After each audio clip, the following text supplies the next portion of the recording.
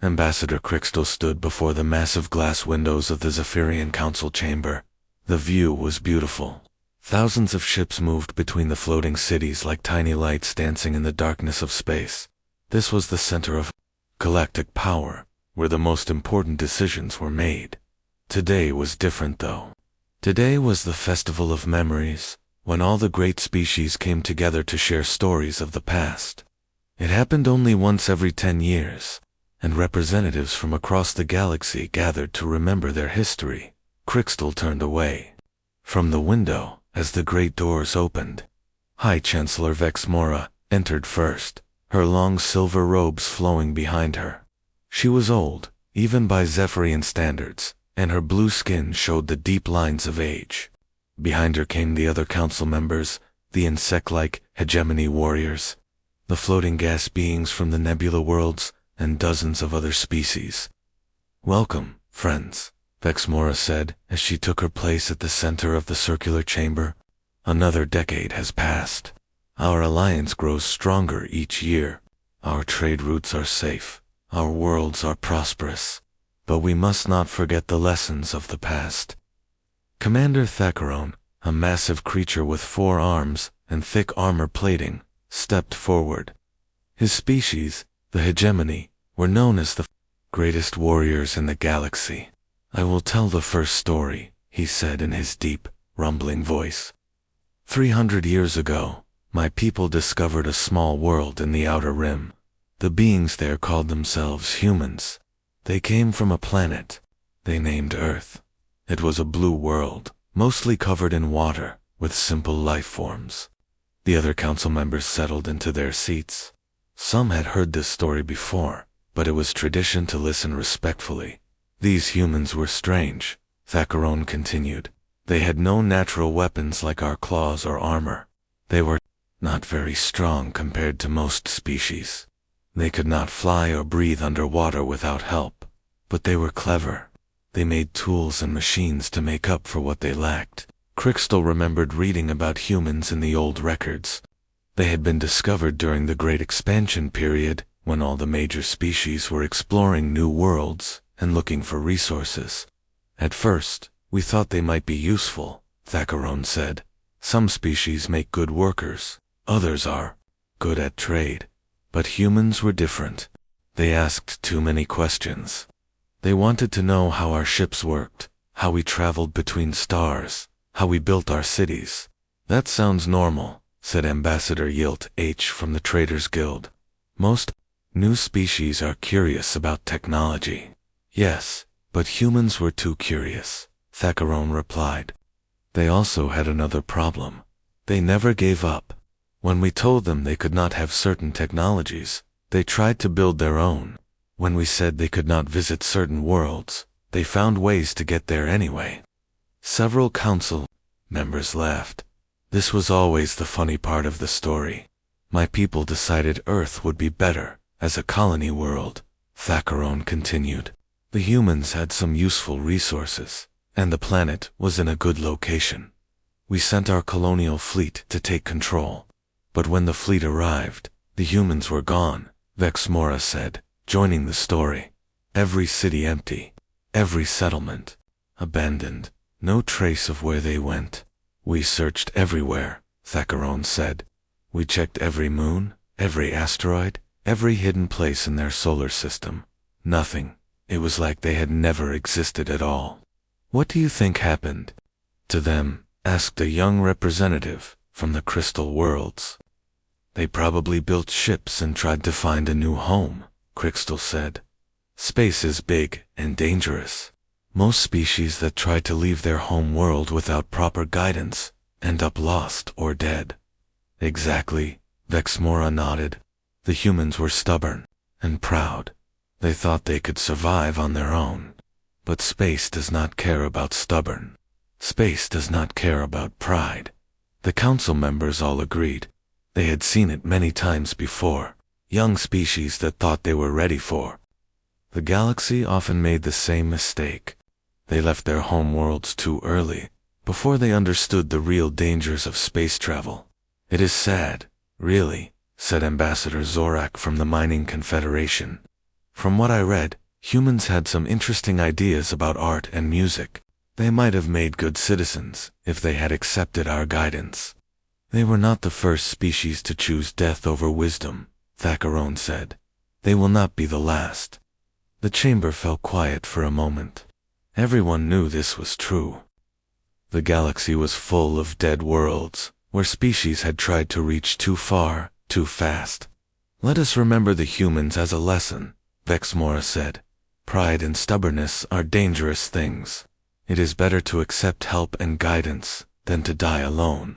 In the darkness, I have another story, said Commander Felter, from the Defense Alliance, about the crystal builders who tried to make their entire planet into a spaceship. As the new story began, Crystal looked out the window again. Somewhere out there in the darkness between stars were the remains of countless species who had made the same choice as the humans. They had chosen to leave rather than join the galactic community. It was their choice, of course, but it was also their mistake. The festival continued for hours. More stories were told about ancient civilizations, lost technologies, and species that had vanished into history. Some stories were sad, some were funny, some were warnings about the dangers of trying to do too much too fast. But the story of humanity was just another tale of a species that could not adapt to the realities of galactic life. They were remembered as a curious footnote in history, nothing more. As the evening ended and the representatives began to leave, Crystal stayed behind to watch the ships moving through space. The galaxy was peaceful now. The alliance was strong. Trade was good.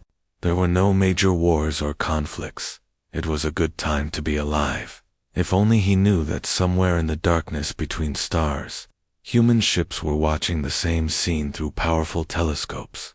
They had been watching for 300 years, learning everything about the species that had driven them from their home, and they were almost ready to return. Captain Zerbeth checked her instruments for the third time in 10 minutes. Something was wrong with the sensors on her merchant ship, the Prophet's Edge. For the past week, they had been picking up strange readings on the outer trade routes. Magda, come look at this, she called to her engineer. The small furry creature scurried over to her station, his 6 legs moving quickly across the metal floor. What is it now, Captain? Magda asked, his large eyes focusing on the screen. As the ship's engineer, he was used to fixing broken equipment. But these sensor problems were different from anything he had seen before. Look at this reading from 3 hours ago, Zerbeth said, pointing to a line on the display. Something big passed through this area, but when I ran a full scan, there was nothing there. Magda studied the data carefully. His species, the Veltari, were known for their technical skills. Most merchant ships in the galaxy used Veltari engineers because they could fix almost anything. The sensors are working fine, he said after a few minutes. But this reading does not make sense. It shows a ship about twice the size of ours, moving very fast. But there is no energy signature, no heat trail, nothing else that should be there. Could it be pirates using new stealth technology? Zer asked. Pirate attacks were always a concern on the outer trade routes. The Defense Alliance did their best to keep the main shipping lanes safe, but they could not be everywhere. I do not think so, Magda replied. Pirates want to be seen eventually. They need to threaten merchant ships to make them surrender. This ship seems to be trying to stay completely hidden. Zerbeth was worried. She had been running cargo between the outer colonies for 15 years. In that time, she had seen many strange things in space. But this was different. Ghost ships did not usually appear on sensors at all. Set course for the Cathera station, she decided. We need to report this to the authorities. 2 days later, they were approaching the space station when it happened again. The sensor suddenly showed a massive contact, much closer this time. Zerbeth jumped up from her chair and ran to the main display. Where did that come from? She shouted. I do not know, Magda replied, his voice high with panic. It just appeared, right next to us. The contact was huge. Whatever it was, It was at least 5 times larger than the Prophet's Edge. But when Zerbeth looked out the main window, she could see nothing but empty space and distant stars. Captain Mokhtar said quietly, "We are being scanned." The feeling was strange. Most sensor scans were quick and simple, just checking for ship type and cargo. But this scan was different. It was slow and careful, like someone was examining every part of their ship in great detail. "Can you tell what kind of scan it is?" Zerbeth asked. "No," Mokhtar replied, his voice full of confusion. "It is not like anything in our database. It is very advanced, but also very gentle. It is not trying to hurt us or break through our shields. It is just ... looking." The scan continued for almost 5 minutes. During that time, Zerbeth tried to contact the unknown ship, but there was no response. She also tried to get a better look at it with the ship's cameras, but they showed nothing. Then, as suddenly as it had appeared, the contact vanished from their sensors. "Where did it go?" Zerbeth demanded. "I do not know," Mokhtar said, checking his instruments frantically. "It was there, and now it is not. No energy trail, no movement detected, nothing." They sat in silence for several minutes, both staring at the empty sensor display. Finally, Zerbeth spoke. "Did that really happen, according to the sensors?" "Yes," Mokhtar replied, "but I do not understand how." When they reached Cathara Station, Zerbeth immediately reported the incident to the station's security chief, a large hegemony warrior named Brayton. He listened to her story with growing skepticism. "Captain, are you sure your sensors are working correctly?" he asked. "My engineer checked them twice," Zerbeth replied. "Everything is functioning normally, and you saw nothing with your own eyes. Nothing at all. But the sensors do not lie." Brayton sighed. "This is the 7th report like this in the past month. Ships appearing and disappearing, strange scans, no visual contact. Either there is a serious problem with sensor equipment across the galaxy, or what?" Zerbeth asked. "Or someone has technology we do not understand," Brayton admitted reluctantly. Over the next few weeks, the reports continued to come in. Merchant ships, passenger vessels, even some military patrols reported similar encounters. The mysterious ships appeared without warning, scanned them thoroughly, then vanished again. The Defense Alliance tried to investigate, but every time they sent ships to check the reported locations, they found nothing. The ghost ships seemed to appear only when official military vessels were nowhere nearby. "It is like they are avoiding us on purpose," complained Admiral Kekstar during a security briefing. "They scan civilians, but they never show themselves to our warships." "Maybe they are afraid of us," suggested Colonel Drinvel. "Or maybe they are smart enough to avoid a fight until they are ready." Admiral Kekstar replied grimly. The mystery deepened when long-range sensor stations began detecting massive energy signatures in empty space. These readings were much stronger than anything a normal ship could produce.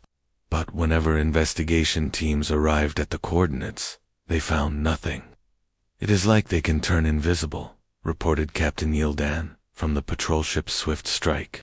"One moment the sensors show something the size of a battlecruiser. The next moment, there is nothing there." Some officials began to worry that the galaxy might be facing a new threat. The unknown ships were clearly advanced, and they were studying galactic civilization very carefully. But they were also being careful not to be seen or caught. "Whoever they are preparing for something," Admiral Kekstar told the Defense Alliance Council. "Ships do not scan trade routes and avoid contact unless they are planning something big. But what could they be planning? And who were they?" Back on the Prophet's Edge, Zerbeth was making her regular cargo run when Mokhtar called her to the communication station. "Captain, I am picking up a transmission," he said. "It is very faint, but it is definitely artificial." "What kind of transmission?" Zerbeth asked. "I am not sure. It is not in any language I recognize. But listen to this." He played the signal through the ship's speakers. It was a series of sounds, almost like music, but with an underlying pattern that seemed deliberate. It keeps repeating, Mokhtar said. The same sequence, over and over. Could it be a distress signal? Zerbeth wondered. Maybe, but if it is like no distress signal I have ever heard. As they listened, neither of them realized they were hearing something that had not been broadcast in the galaxy for over 300 years. They were hearing a human song, transmitted on an old Earth frequency that had been silent since the day humanity disappeared. Somewhere in the darkness between stars, human operators were testing their communications equipment, preparing for the day when they would need to talk to the galaxy again. That day was coming soon. The morning started like any other day for the galaxy's major powers. Trade ships moved along their usual routes, military patrols checked their assigned sectors, and millions of beings went about their daily lives. No one expected that this would be the day everything changed. At exactly 08:00 Galactic Standard Time, it happened. Admiral Kekstar was reviewing patrol reports in his office when his aide, Lieutenant Morden, burst through the door without knocking. "Admiral, you need to see this immediately," the young officer said, his voice shaking with excitement or fear. "What is it?" Kekstar asked, annoyed at the interruption. "Sir, massive fleet contacts are appearing across 12 star systems. They just ... appeared." Kekstar stood up quickly. "Appeared? What do you mean, appeared?" They decloaked simultaneously. "Sir, hundreds of ships, all at the same time. The design is completely unknown." Admiral Kekstar followed his aide to the command center. The main display showed a galaxy-wide tactical map, and even from across the room, he could see the new contacts. They were everywhere, near major trade routes, close to important worlds, positioned at strategic points throughout civilized space. "How many ships?" he asked. "Initial count shows over 800 contacts, sir. But the number keeps growing as more systems report in." 800 ships. Kekstar could barely believe it. "Where did they come from?" "Unknown, sir. They appear to be using some kind of advanced stealth technology. Our sensors show nothing, then suddenly, they are there." On the main display, one of the new contacts was highlighted. The ship was enormous, easily the size of a Defense Alliance dreadnought, but its design was completely different. It was sleek and angular, with smooth curves that seemed to flow like water. "Any communications from the unknown fleet?" Kekstar asked. "Yes, sir. They are broadcasting on all frequencies. The message is repeating. Put it through." The speakers crackled to life, and a voice filled the command center. The voice was speaking in perfect galactic common, but there was something different about it. The accent was unfamiliar, and the tone was calm but somehow very serious. "This is Admiral Jake Morrison of the United Earth Fleet, commanding the U.S. Defiance. We represent the human species, formerly of the planet Earth. We have been observing galactic civilization for 300 years. We have been learning about your cultures, your technologies, and your methods of governance. We have been preparing." The entire command center fell silent. Everyone stared at the speakers, as if they could not believe what they were hearing.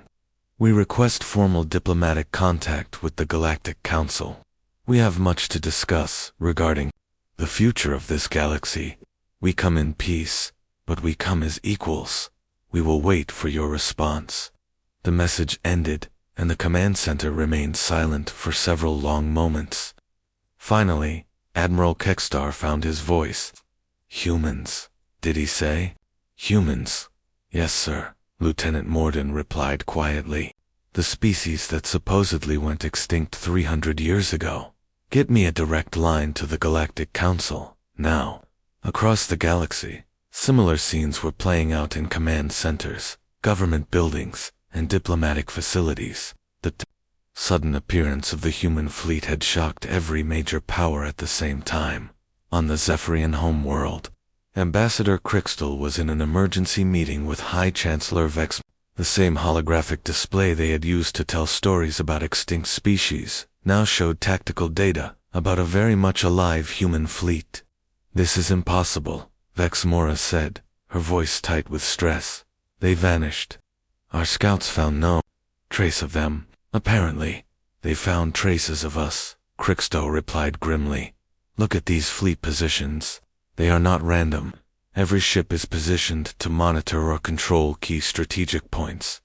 How long have they been watching us? Vex wondered. According to their message, 300 years, Crixtal said. 300 years of learning about us while we thought they were dead. The implications were frightening. If the humans had been watching for 3 centuries, they knew everything about galactic civilization. They knew about military capabilities, trade routes, political alliances, and weaknesses. What do we know about their technology? Vexmora asked. Not much, Crixtal admitted, but the fact that they could hide 800 ships from our sensors suggests they are far more advanced than we expected. On the human flagship U.S. Defiance, Admiral Jake Morrison stood on the bridge, watching the tactical display. His ship was surrounded by other human vessels, all of them now visible to galactic sensors for the first time in centuries. Status report, he said to his communications officer. All fleet elements are in position, sir, replied Captain Lisa. Chang, we are receiving multiple transmission attempts from various galactic powers. Most are demanding explanations. Some are making threats. Any military response? Several battle groups are moving toward our outer positions, but they are maintaining safe distances. I think they are trying to evaluate our capabilities. Admiral Morrison nodded. This was exactly what the human leadership had expected. After 300 years of careful observation, they understood how galactic politics worked. The major powers would be confused, frightened, and probably angry. Open a channel to the Galactic Council, he ordered. Channel open, sir. This is Admiral Morrison. I understand you have questions about our presence here. I am prepared to answer them through proper diplomatic channels. However, I want to make something very clear. We are not the same species you remember from 3 centuries ago.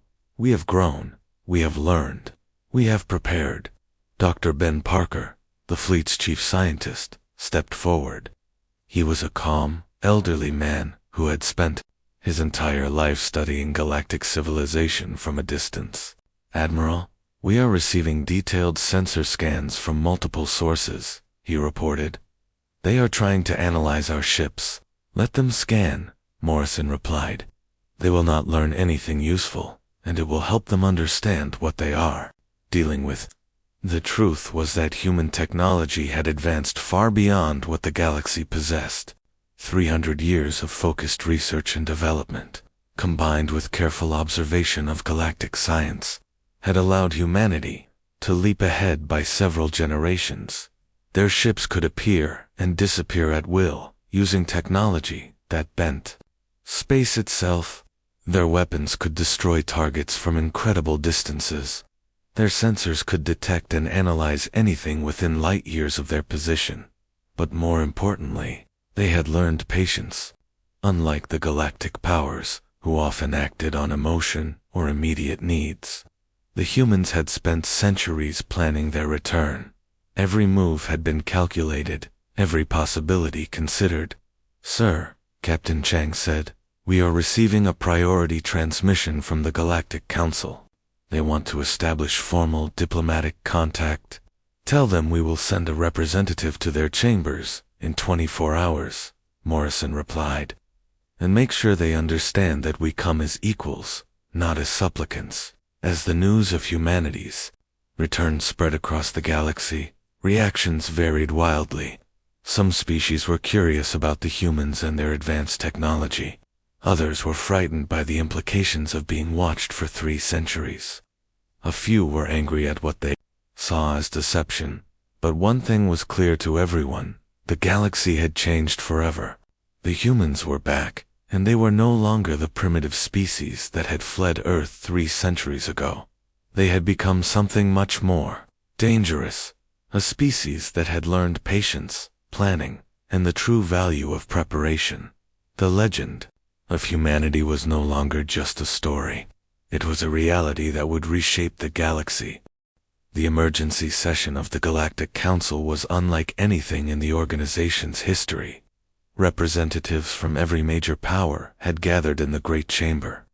But the mood was very different from the peaceful festival just months earlier. High Chancellor Vexmora stood at the center of the chamber, her silver robes now seeming dull under the harsh emergency lighting. Around her, the council members argued loudly in dozens of different languages. Fear and anger filled the air like smoke. "Order," Vexmora shouted, her voice echoing off the chamber walls. "We must have order." Slowly, the arguing died down. All eyes turned to the center of the chamber, where a holographic display showed the current positions of human ships. The red dots seemed to be everywhere, surrounding major worlds and controlling key trade routes. "The situation is clear," announced War Marshal Drakethar, the supreme military commander of the hegemony forces. His massive form dominated one side of the chamber, his forearms crossed in defiance. "These humans have invaded our space. They have threatened our sovereignty. We must respond with force." "And do what exactly?" challenged Ambassador Crystal. "Their technology is clearly superior to ours. They appeared and disappeared at will, for months before revealing themselves. What makes you think our weapons can even hurt them?" "Numbers," Drakethar replied firmly. "They have 800 ships. We have thousands. Even superior technology cannot overcome such odds. Can it not?" asked a new voice. Everyone turned to see General Rick Stone entering the chamber. He was the first human most of the council members had ever seen in person, and his appearance caused a stir of whispers. He was tall, but not unusually so, with brown hair and calm blue eyes. He wore a simple dark uniform with no decorations or symbols of rank. But there was something about his presence that made the entire chamber fall silent. "General Stone," Vexmora said carefully, "we were not expecting you so soon." "I thought it best to address your concerns directly," Stone replied, his voice carrying easily through the chamber. "I understand there is some discussion about using military force against my people." "You have invaded our space, Drakethar," said his voice rumbling with anger. "You have positioned your ships to threaten our worlds. What did you expect our response to be?" "We expected exactly this," Stone replied calmly. "We have been studying your species for 3 centuries. We know how you think, how you react to threats, how you make decisions. This conversation is happening exactly as we predicted it would." The chamber fell silent again. The implications of his words were chilling. If the humans had predicted this meeting, what else had they predicted? "You speak of superior numbers," Stone continued, looking directly at Drakethar, "but you have not seen our full capabilities. Would you like a demonstration?" Before anyone could respond, the chamber's main display activated. It showed a tactical view of the hegemony home system, where a large battle fleet was stationed for defense. "Your third battle fleet," Stone said, pointing to the display. 47 ships, including 6 dreadnoughts. Very impressive. As they watched, new contacts appeared on the display. Human ships materialized around the hegemony fleet, completely surrounding it. The alien vessels were outnumbered 3 to 1. "How did they get there?" Drakethar demanded. "That system is heavily defended. Your defenses are designed to stop ships that travel through normal space," Stone explained. "Our ships do not. We can appear anywhere, anytime, without warning." "This is a trick," Drakethar shouted. "Some kind of sensor deception, is it?" Stone asked. "Admiral Kextaler is the commander of your third fleet, is he not? Perhaps we should ask him." The display changed to show an incoming transmission. Admiral Kextaler's face appeared, and he looked very worried. "War Marshal," he said urgently, "we are surrounded by unknown vessels. They appeared without warning. Our sensors detect no weapons charging, but they are clearly in attacked position." "Admiral," Stone said, speaking directly to the transmission. "This is General Stone of the United Earth Fleet.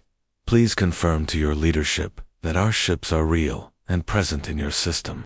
They are real, War Marshal, Kextaler replied, grimly, and they are much larger than our intelligence reports suggested. Stone gestured, and the human ships on the display suddenly vanished. A moment later, Admiral Kextaler confirmed that they were gone. We can reach any system in the galaxy, Stone said to the stunned council. We can appear anywhere, strike anywhere, and disappear before you can respond.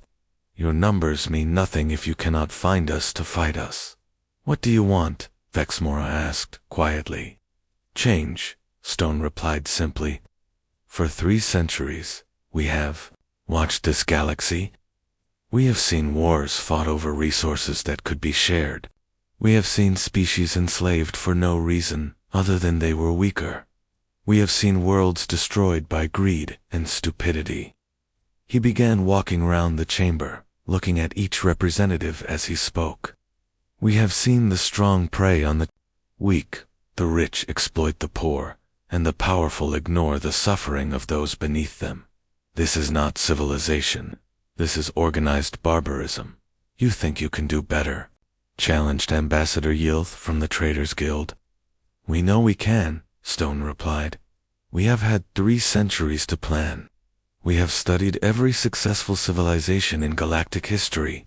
We have learned from their mistakes and their successes. So, what are your terms?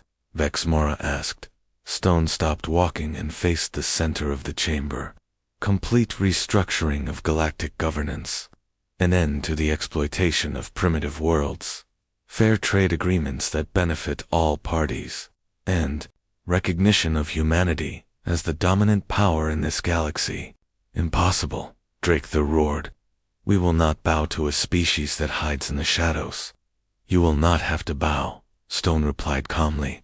But you will have to change. The old ways of doing things are over.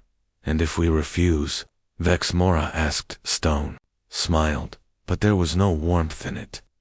Then you will learn why we spent 3 centuries preparing instead of 3 centuries hiding. The chamber erupted in angry voices again. Some representatives demanded war, others called for negotiation, and a few seemed too shocked to speak at all. Through it all, Stone stood calmly in the center of the chaos. He had expected this reaction. The humans had planned for it. You have 24 hours to consider our terms, he announced over the noise. After that, we will begin implementing the changes ourselves. What does that mean? Vexmora demanded. It means that tomorrow, every major system in the galaxy will wake up to find human ships in their space. Not hiding, not watching, but present and visible. We will control trade routes, monitor communications, and oversee all military activities. That is occupation, Drakethir shouted.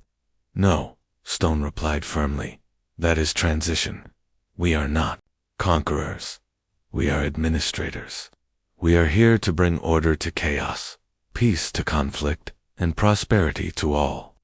As he spoke, reports began coming in from across the galaxy. Human ships were appearing in every major system simultaneously. They were not attacking, but their presence was unmistakable. How many ships do you really have? Vexmora asked quietly. More than you can imagine, Stone replied. We have been building for 3 centuries. We have resources you do not know about. We have technology you cannot comprehend. But most importantly, we have something you lack. What is that? Vexmora asked. Unity, Stone said simply. We are one species, with one purpose, working toward one goal. You are dozens of species, each with your own agenda, your own conflicts, your own limitations. We have been united for over 2 centuries, Vexmora protested. You have been allied, Stone corrected. That is not the same thing. When crisis comes, you argue. When decisions must be made, you debate. When action is required, you hesitate, and humans do not. Crixtal asked. We spent 3 centuries watching and learning, Stone replied. We know exactly what needs to be done, and we are prepared to do it. The question is whether you will help us, or force us to do it alone. The chamber fell silent once more. Outside the great windows, the lights of galactic civilization continued to move through space. But everyone knew that tomorrow would bring a very different galaxy. The age of the old council was ending. The age of humanity was about to begin. 6 months had passed since the humans revealed themselves to the galaxy.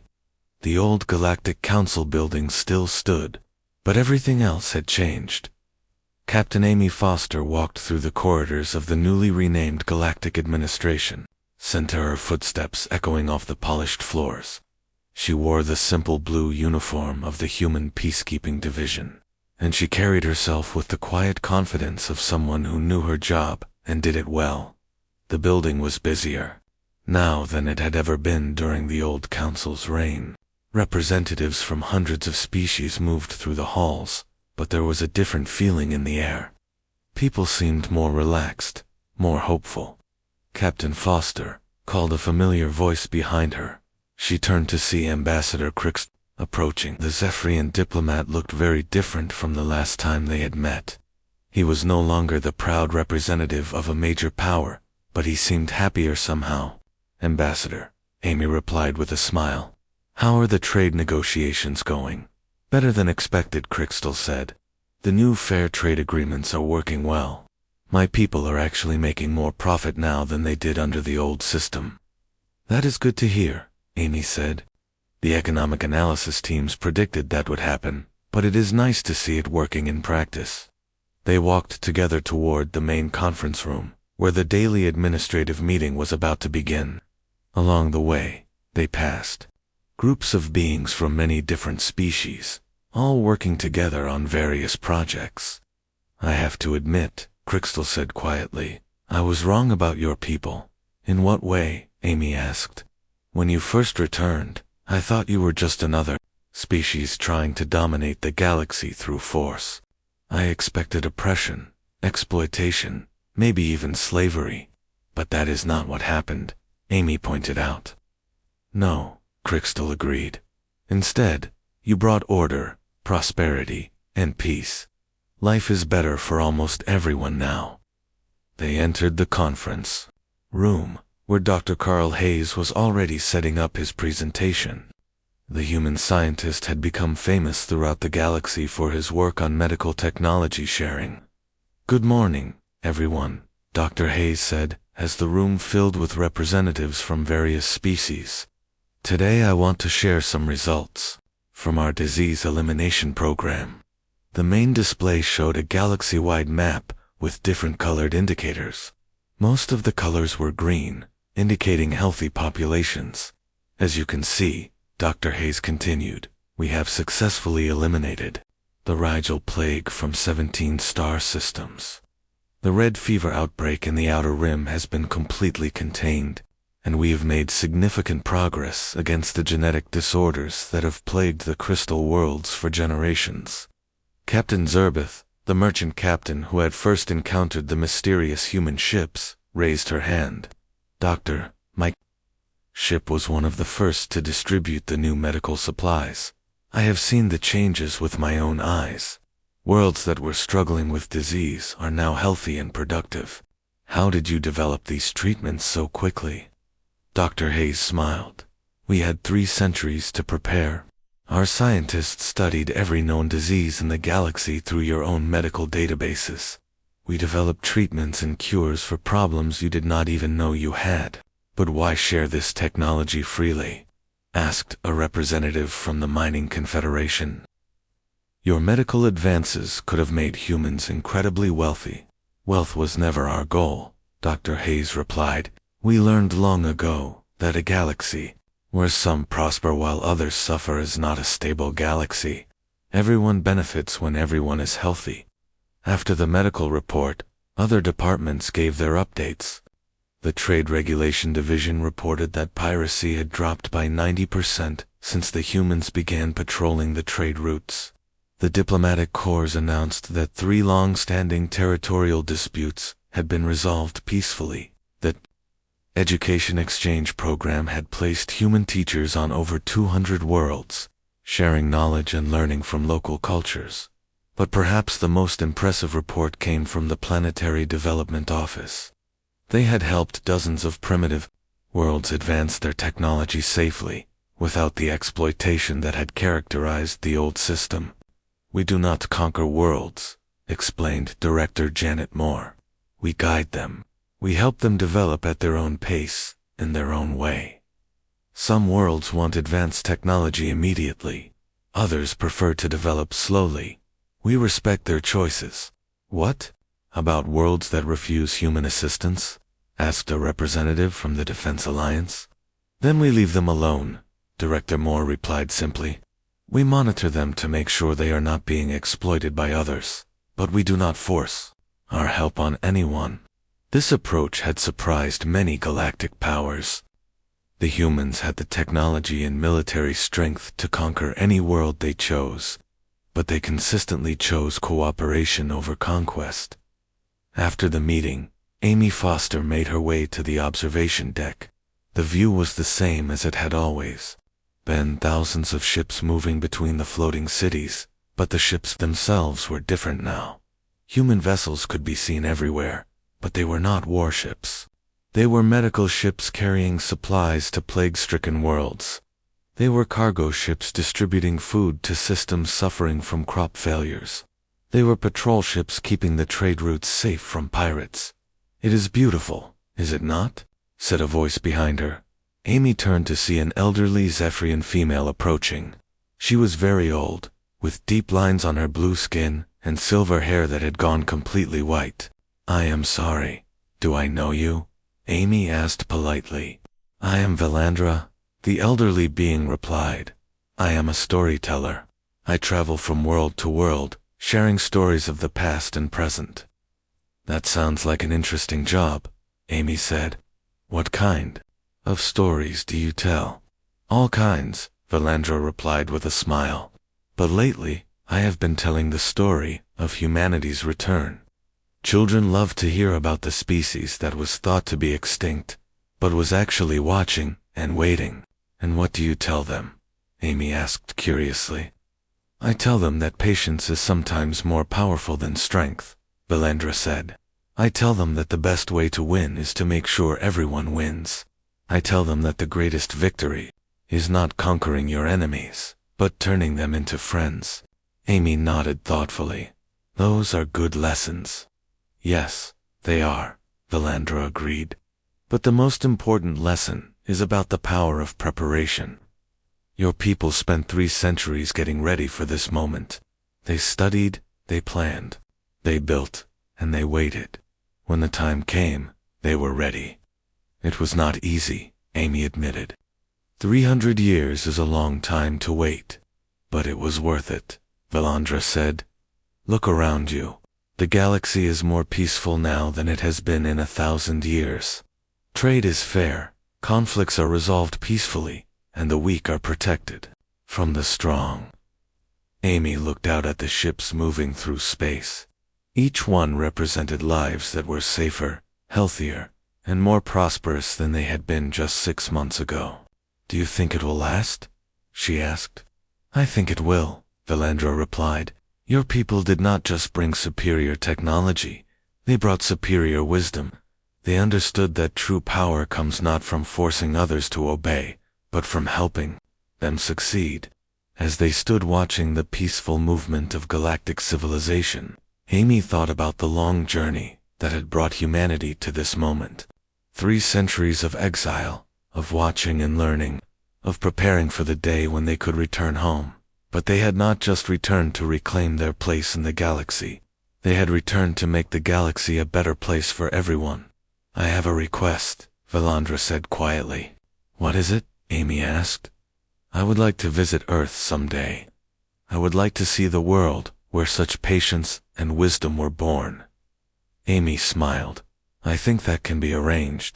We have regular transport ships traveling to Earth now. The journey takes about 2 weeks. And what would I find there?"